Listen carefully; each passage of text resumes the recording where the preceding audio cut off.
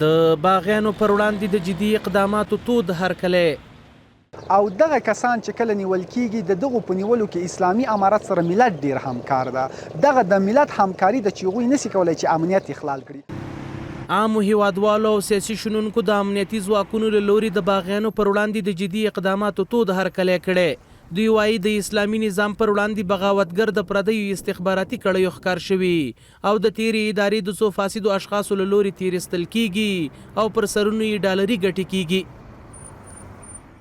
کسایی که میخواین تخریب بسازن نظام را مردم را ذهنیتایشان در مقابل از قد علم بکنن و اونها را نگذارن که مردم افغانستان را باز به دسترخوان غم بنشانن تیره ورځ په پنجشیر کې د امنیتي ځواکونو له لوري دوه باغیان له ځینو مهماتو سره نیول شوي چې غوښتلي د عامو خلکو لپاره تشویشونه ایجاد کړي د پنجشیر امنیه قمندانۍ مسؤلین د دغه نیول شوو کسانو پخلی کړی د پنجشیر ولایت امنیه قمندانۍ امنیتي ځواکونو د کشفي راپورونو پر اساس یو لړ عملیات ترسره کړل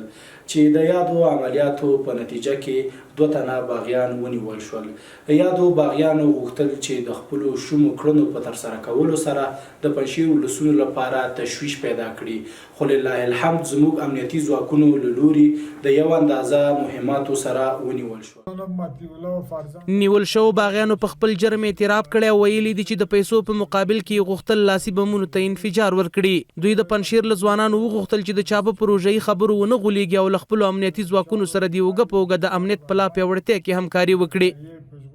مطیع الله برای ما پیشنهاد داد که بیایم اینجا ما بمب دستی انفجار میدیم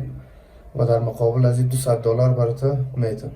اما ما با مردم همی است که دست به بغاوت نزنی اگر به بغاوت دست بزنی مثل ما مجاهدین در ظرف 2 دقیقه گرفتارتان د باغیانو یا هغه څوک چې د نظام سیاسي شنونکو د باغیانو پر وړاندې د امنیتي ځواکونو مبارزه وستایله او زیاته کړه له اسلامي امارت سره ولس همکار دی او د ولس په همکارۍ وخت نه وخت ځینې هغه کسان چې د عامو خلکو پر وړاندې تشویشونه ایجادوي نیول کیږي بریالي دي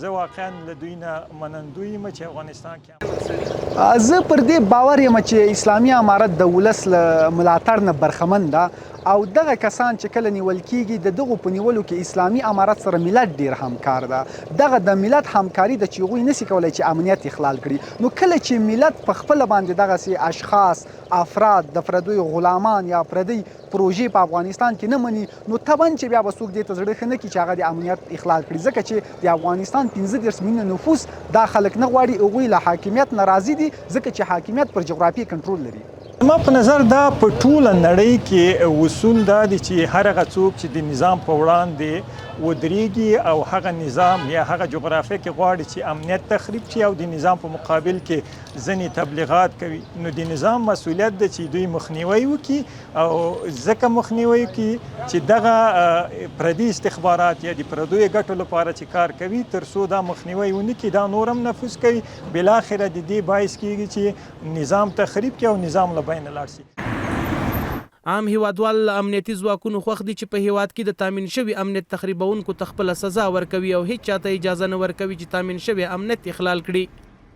هغه وګړي چې هغوی هڅه کوي چې داخلي امنیت وننګوي نو هغوی ته باغیان ویل کېږي په اصطلاح